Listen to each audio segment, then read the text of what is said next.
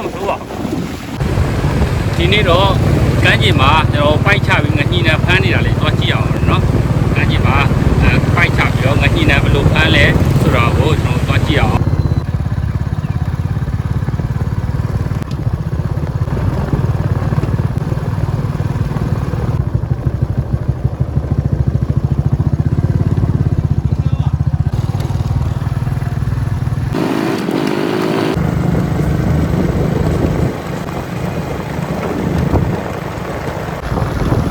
ဒါတော့ကျွန်တော်တို့ဒါကမ်းခြေစင်လန်းရောက်တော့ဗောနော်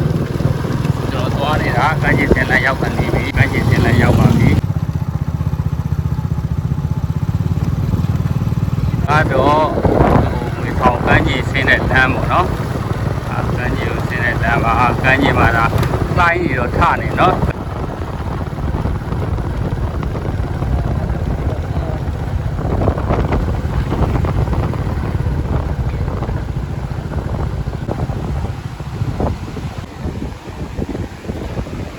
လိုင်းလေးတော့နည်းနည်းထတယ်ဗျာ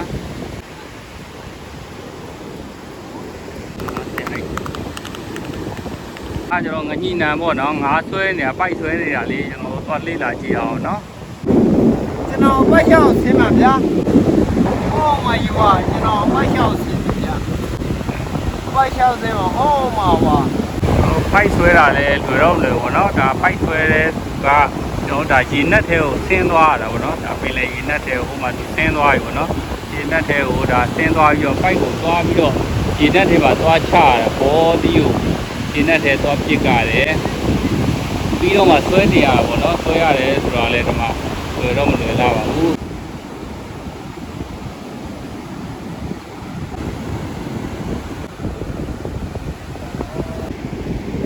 ဒီလိုဆွဲရတယ်ဒီကွာဒါခါမှာကျိုးပတ်ပြီးတော့ဆွဲရတာဒါသူလက်အိပ်ပါမလားဦးတဲ့လက်အိပ်ပါမလားတော့ဒါလက်အိပ်ပါမလားလို့တဲ့တော့ဒါပိုက်ဆွဲနေတာပါဒါကမ်းခြေမှာဒါငညှိနှံပိုက်ဆွဲနေတာပေါ့နော်ပိုက်ဆွဲနေတာငါးနေမှာအများကြီးရမှာဒါကမ်းခြေဒေသနဲ့ဝေးတဲ့သူတွေကဒါမမြင်ဘူးလို့ဒါရိုက်ပြပေးတာဟိုးကဘောသီးလားကိုလက်ဘောသီးอ่ะဒါလက်ပြပေါ့ဟောပါဝေးရတော့အဲ့ဒါဘောဒီဟောပါဝေးကိုရောက်တာဟုတ်လားကိုလက်ဆင်းသွားမှာဟိုအထိကိုကဆင်းသွားချလားအဲ့ဒါရေသွင်းနဲ့ပေါအောင်ပါလို့ဟောရေသွင်းနဲ့ပြန်အဲ့ဒါတော့ကျွန်တော်ကပြောပြတယ်အများတိုင်းရေနဲ့ကိုဟိုမစင်းပါနဲ့လို့ဟုတ်တယ်နော်ဒါရေသွင်းနဲ့အဲ့ဒါပိုင်သိတတ်တယ်အဲ့ဒါကြောင့်မို့ကျွန်တော်ဒီပိုက်သမိုင်းနဲ့တွေ့တော့အဆင်ပြေတယ်ကိုရီးယားကိုကြီးရလေအဲ့ဒါမျိုးဒီမှာတချို့ကဓာမလဲဘူးလေဆင်းကျင်တာပဲသိရတော့လေနော်ဆင်းပြကူးကြတယ်အမှန်တော့ဟိုဘက်ကိုရိုက်ပြလိုက်ပါဦးအဲ့ဒါဆိုအဲ့ဒူးလောက်ဟိုမှာလေးတွေဟိုမှာပေါ့နော်ဟိုမှာရေသွဲနဲ့ပိုင်သွားဒါရေသွဲနဲ့ပေါ့နော်ရေသွဲအဲ့ဒါမရှိသေးလို့တော့အဲ့ဒါပြန်ပြီးတော့ခံဖို့ဟာဟုတ်တယ်ပြီးတော့အခုချိန်ကဒီသားကမဟုတ်လို့ရှိရင်ဒါမဆင်းတာပဲပိုကောင်းတယ်ပေါ့နော်အဲ့တော့ဒီရဲ့ရေသွဲတာတွေပါလေတိတ်မသိဘူးဆိုတော့သူတို့တွေကရေသွဲတော့ဟောမှာရေဝါလေးဒ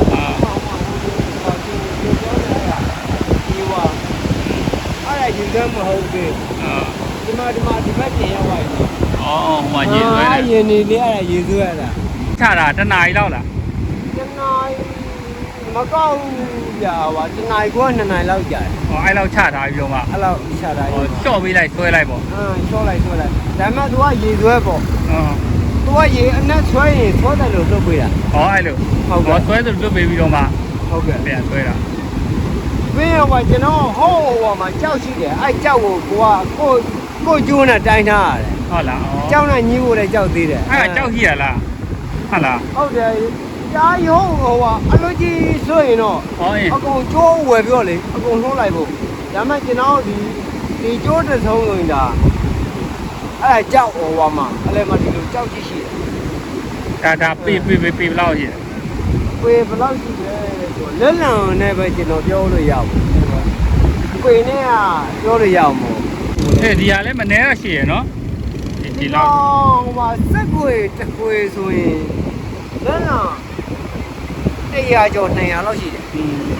လက်လံဟို100ပဲ100လောက်ပဲထ ထားပါဘူးလက်လံတရားတော့အေးပေါ့လက်လံတရားပဲပဲ ပိုက်ကဘယ်လောက်ရှိ ပိုက်ကလက်လံအခုကျွန်တော်မျိုးနေတာပိုက်ကလက်လံ40ပဲရှိတယ် ဟုတ်လား ဟုတ်ကဲ့ အခုပိုက်ကျလားပိုက်စိတ်ဝဲလား ဟိုဟာပိုက်ကငကြီးနဲ့ပိုက်ဆိုတော့ဟာတစ်ချက်ခွဲပြီးပေါ်မှာတစ်ချက်ခွဲရယ်ပြီးတစ်ချက်သုံးမှုရယ်အဲ့ဒါဒါမဲ့ချတာညာတာတော့အဲ့ဟိုပါပေါ့တစ်ချက်သုံးမှုကြီးကချတာအများဆုံးပဲ အေးလက်အိတ်လေးနဲ့ဆွဲရမှာနော်အခုဆိုလို့ရှိရင်သူတို့ပိုက်ကကန်းစံနာရောက်လာပြီပေါ့နော်ငါပိုက်ကိုဆွဲတင်တော့မယ်ဒီငါအခြေအနေတွေကျွန်တော်နည်းနည်းလေးလာကြည့်အောင်ပိုက်ကတော့ပေါ်နေရ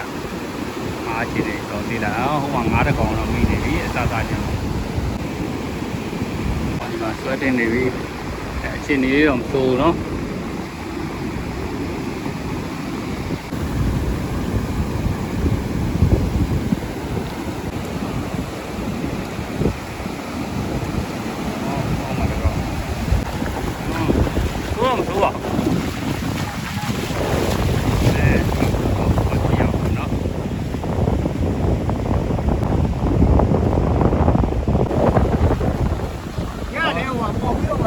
ဒီအမိုက်တော့သိမှာပါဒ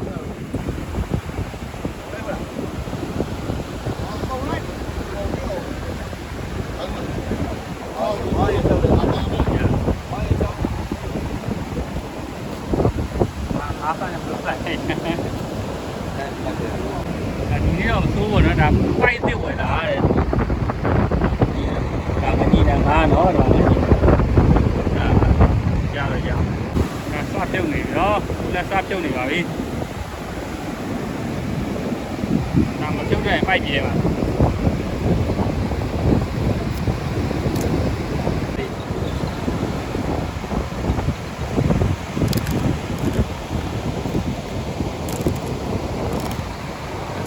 ခြေပြရတာ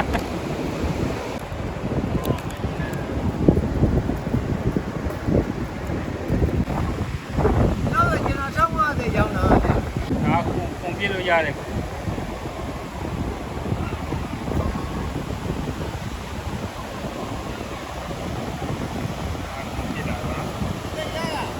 ီကောင်နဲ့ဒါဟာတစ်ချက်ခွဲ ဒါတကြက်ပဲ တစ်ချက်ခွဲဟုတ်တယ်ကျွန်တော်အခုဟာတက်သုံးမှုဆိုတာဒါတဲ့အသေးပေါ့အသေးဆိုတော့ဒါဟိုအကုန်ပြီးတယ်ဒီတော့အကောင်သားတွေပါအကုန်ပြီးတယ် ဒီတော့ဒါမျိုးတွေပြီးတာနော်ဟုတ်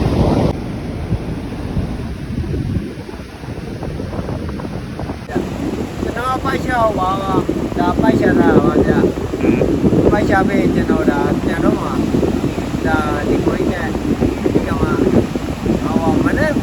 ပြန်ဆောင်တော့ကျမ်းပါဗျာဒါတော့သူတို့ကုန်ပြနေတဲ့အခုဒီပေါ့နော်ဒါကသူတို့ရေဝါကိုတောက်နေတာရေဝါကိုတောက်